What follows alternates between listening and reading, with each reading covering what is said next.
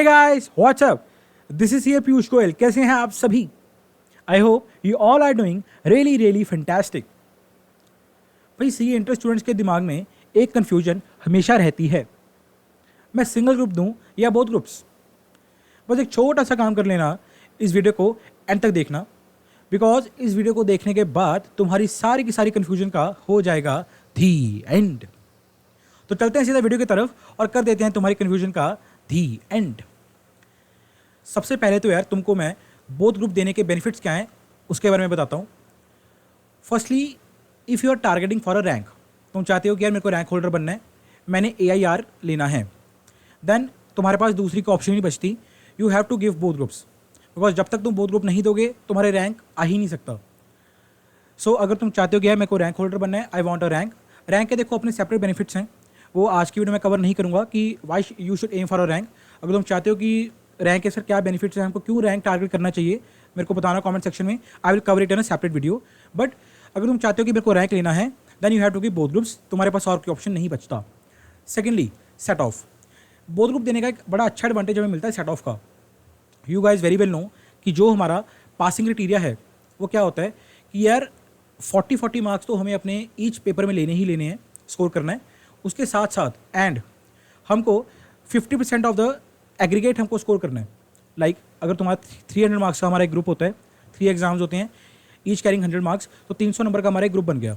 हमको 40 मार्क्स तो भी ईच ऑफ द 3 एग्जाम में स्कोर करना ही करना है. उसके साथ साथ हमको 150 मार्क्स भी एटलीस्ट स्कोर करने ही करने हैं. अगर हम नहीं करेंगे तो सर हमारा ग्रुप क्लियर नहीं माना जाएगा and you have to appear it again. But जब तुम बोथ ग्रुप देते हो तो तुम्हारे बोथ ग्रुप्स में एक एडवांटेज क्या मिलता है. लेट्स सपोज तुम्हारे ग्रुप 1 में कितने मार्क्स आ गए, 140. लेट्स सपोज तुम्हारे 40 मार्क्स हर एक सब्जेक्ट में आ गए, ठीक है, फर्स्ट ग्रुप में. बट तुम्हारा जो एग्रीगेट बना वो बना 140 मार्क्स का. अब अगर देखा जाए मेरे भाई, तो तुम्हारा जो फर्स्ट ग्रुप है वो क्लियर नहीं माना जाएगा. सर क्यों नहीं माना जाएगा? क्योंकि तुमने जो बेसिकली 50% वाली कंडीशन है उसको मैट नहीं किया. तुम्हारे 150 मार्क्स से नीचे मार्क्स आए हैं, तुम्हारा एग्रीगेट पूरा नहीं हो पाया, जिसकी वजह से तुम्हारा ग्रुप 1 क्लियर नहीं माना जाएगा. But here is a catch. अगर तुम बोथ ग्रुप देते हो एंड तुम्हारे ग्रुप 1 में तो 140 मार्क्स आ गए, ठीक है, बट दूसरी ही तरफ तुमने जो सेकंड ग्रुप है उसमें तुमने 170 मार्क्स स्कोर कर लिए. अब तुम्हारा जो टोटल एग्रीगेट होगा वो कितने मार्क्स आए तुम्हारे, 140 फर्स्ट ग्रुप के, 170 सेकंड ग्रुप के. टोटल करना ज़रा इनका कितना हो गया, 310. सर मैंने तो 310 मार्क्स स्कोर किए हैं, 310 मार्क्स, मतलब तुमने 600 का 50% कितना होता है, 300. तुमने 300 मार्क्स एटलीस्ट स्कोर किए हैं, तुम्हारे तो 310 मार्क्स आए हैं, राइट. इसका मतलब तुम्हारे जो बोथ ग्रुप्स हैं वो क्लियर माने जाएंगे. जी हाँ, इसी को हम बोलते हैं सेट ऑफ. कि जो मार्क्स ग्रुप 1 के हमें कम पड़ रहे थे उसको सेट ऑफ कर दिया किसने, ग्रुप 2 ने. एंड वाइस वर्सा भी कर सकते हो. लाइक ग्रुप 2 में तुम्हारे 130 मार्क्स रह गए और फर्स्ट ग्रुप में तुम्हारे लाइक सपोज 180 मार्क्स आ गए, 170 मार्क्स आ गए. कुल मिला के तुम्हारा अगर एग्रीगेट 300 मार्क्स बन गया तो तुम्हारा दोनों के दोनों ग्रुप क्लियर माने जाएंगे. ये इसका बड़ा अच्छा बेनिफिट होता है. Third thing, preference in articleship. Sir मैं चाहता हूँ कि यार मेरे को तो आर्टिकलशिप करनी है टॉप फर्म से, बिग 4 से, लार्ज जो CA फर्म्स होती हैं उनसे, या टॉप 10 CA फर्म्स हैं जो उनसे करनी है. तो मेरे भाई यूजुअली होता क्या है, जो बिग 4 हैं, टॉप 10 CA फर्म्स हैं या लार्ज फर्म्स हैं, वो उन कैंडिडेट्स को प्रेफर करती हैं जिनका एक ही बार में बोथ ग्रुप्स क्लियर हुए हैं. सो यहाँ पे भी तुम्हारी बहुत हेल्प होगी. अगर तुम इकट्ठे बोथ ग्रुप देते हो और क्लियर करते हो तो तुम्हें एक एडेड एडवांटेज मिलेगा अपनी आर्टिकलशिप में भी. तुमको अगर लाइक 2 कैंडिडेट्स बैठे हैं, एक कैंडिडेट का भाई उसने एक बार में ग्रुप क्लियर किए हैं और एक बंदे ने निकालने इकट्ठे बोथ ग्रुप्स, तो डेफिनेटली गाइस जो बोथ ग्रुप वाला बंदा है उसको प्रेफरेंस पहले ही दी जाएगी. फोर्थ थिंग, तुम्हारा भाई टाइम सेव होता है. सर टाइम सेव किस तरह होता है, मेरी बात सुनो. मैं मई 25 अटैम्प्ट के एग्जाम्पल लेता हूँ. अब लेट्स सपोज जिन भी बच्चों ने मई 25 में अपने एग्जाम दिए सी इंटर के, उन्होंने बोथ ग्रुप्स दे दिए और जुलाई 1 में का रिजल्ट आने वाला है कुछ ही दिनों में. तो जुलाई में उनका रिजल्ट आया और वो क्लियर कर गए, ठीक है. तो भाई वो तो सी इंटर के बोथ ग्रुप्स क्लियर कर गए जुलाई में. अब होगा क्या, वो जुलाई में ही अपनी आर्टिकलशिप को स्टार्ट कर सकते हैं. वेयर एज अगर एक वो स्टूडेंट को ऑब्जर्व करो जिसने एक ही ग्रुप दिया था, लेट्स सपोज एक स्टूडेंट है उसने ग्रुप 1 दिया था अपना मई 25 में. अब वो क्या करेगा, दूसरा ग्रुप अपना कब देगा, सितंबर 25 में. सितंबर का रिजल्ट कब आएगा, नवंबर में, अराउंड नवंबर में आएगा, फर्स्ट वीक में. भाई उसकी आर्टिकलशिप कब स्टार्ट होगी, नवंबर में. वेयर एज अगर तुमने बोथ ग्रुप दिए होते तो तुम्हारी जो आर्टिकलशिप है वो कब स्टार्ट होती, जुलाई में. तो ये 3-4 महीने का जो गैप है तुम सेव कर सकते हो अगर तुम बोथ ग्रुप्स को दोगे. उतनी भाई तुम जल्दी सीए बन जाओगे। लास्ट पॉइंट क्या है भाई इसका, जो मेरे को एडवांटेज लगता है, हेल्प्स इन और आर्टिकलशिप प्रिपरेशन। मैं ऐसा क्यों कह रहा हूँ, ध्यान से सुनो। तुम्हारे ग्रुप 1 के सब्जेक्ट्स कौन कौन से हैं ज़रा मेरे को बताओ। सर एडवांस अकाउंट्स है, ठीक है। सर लॉज है, ठीक है। और एक सर हमारा टैक्सेशन है, बिल्कुल सही। अब होगा क्या, लेट्स सपोज मेरे भाई तुमने मई 25 में अपना ग्रुप 1 दिया था, तुम्हारा जुलाई में रिजल्ट आया और तुम पास कर गए, राइट। तुम अब लग गए अपने ग्रुप 2 की प्रिपरेशन में। ग्रुप 2 भैया तुम अपना कब दोगे, अपना सितंबर में। सितंबर का रिजल्ट कब आएगा, नवंबर में। अब नवंबर मंथ में जब तुम अपनी आर्टिकलशिप के लिए प्रिपरेशन करोगे, इंटरव्यूज़ दोगे ना आर्टिकलशिप के, बिना इंटरव्यू के तुम कैसे आर्टिकलशिप में अपना ज्वाइन कर लोगे। जब तुम अपने इंटरव्यूज़ की प्रिपरेशन करोगे मेरे भाई, तो तुम्हें, अगर तुम टैक्सेशन डोमेन को लाइक टारगेट कर रहे हो, तुम कहते हो कि यार मेरे को टैक्सेशन डोमेन में आर्टिकलशिप करनी है, राइट, तो तुमको टैक्सेशन दोबारा से पढ़ना पड़ेगा, फिर से रिवाइज करना पड़ेगा। बिकॉज 5-6 महीने हो गए टैक्सेशन को पढ़े, लास्ट टाइम हमने मई के मंथ में पढ़ा था, 5-6 महीने क्रॉस हो चुके हैं, मेरे को दोबारा पढ़ना पड़ेगा टैक्सेशन। समझ पा रहे हो। अच्छा, जो अकाउंटिंग स्टैंडर्ड्स हैं वो तुमको दोबारा पढ़ने पड़ेंगे। तो होता है, लॉज है लाइक कंपनीज एक्ट है, वो तुमको दोबारा रिवाइज करना पड़ेगा कि कारों के सेक्शन क्या हैं, ये बाकी सेक्शन क्या है कंपनीज एक्ट के, एंड सो ऑन। मतलब अगर तुम जब इंटरव्यू की प्रिपरेशन करोगे अपनी, तो तुम्हें दोबारा उन सारे के सारे टॉपिक्स को रीविजिट करना पड़ेगा।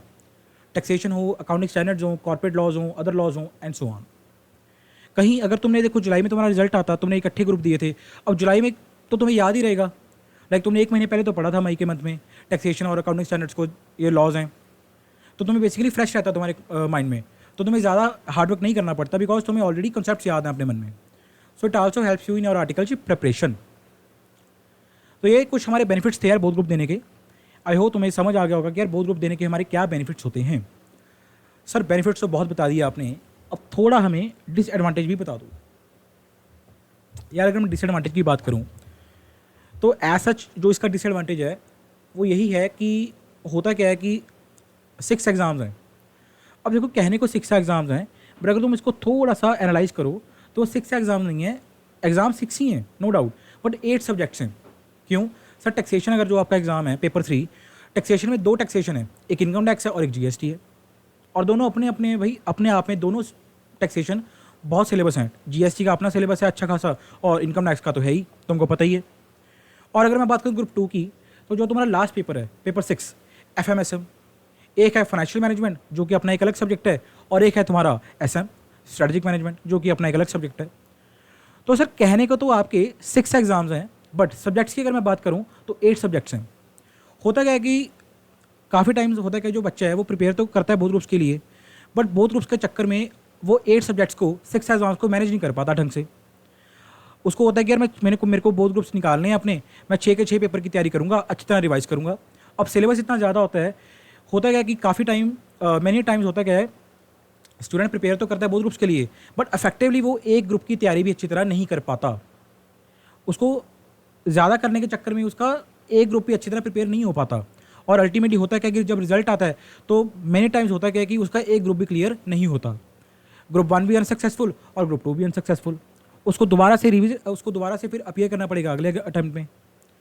तो मेनी टाइम्स ये होता है कि बच्चा प्रेशर मैनेज नहीं कर पाता, बोथ ग्रुप्स के चक्कर में उसका एक ग्रुप भी क्लियर नहीं हो पाता, बिकॉज वो टाइम डिवोट नहीं कर पा रहा इफेक्टिवली एक ग्रुप को भी।